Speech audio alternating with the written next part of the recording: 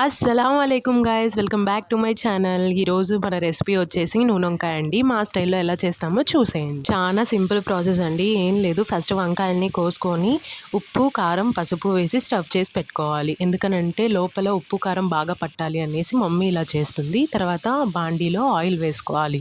Oil కొద్దిగా వేడైన తర్వాత ఆవాలు, జీలకర్ర వేసుకొని ఈ వంకాయలు మనం స్టఫ్ చేసుకొని ఉంటాం కదా, అవి వేసుకొని బాగా కలుపుకొని మూత పెట్టేయాలి.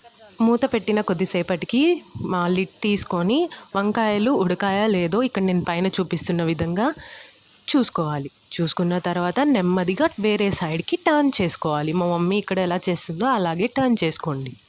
అలా చేస్తే మీకు వంకాయలు ఇరగవన్నమాట. ఇప్పుడు దీనికోసం ఒక మసాలా ప్రిపేర్ చేసుకుందాం. ఏం లేదు, ధనియాలు, చెక్క, 2 లవంగాలు వేసుకొని డ్రై రోస్ట్ చేసుకోవాలి. మాకైతే ఈ ఘాటు సరిపోతుంది. మా ఇంట్లో ఎవ్వరం స్పైస్ తినము.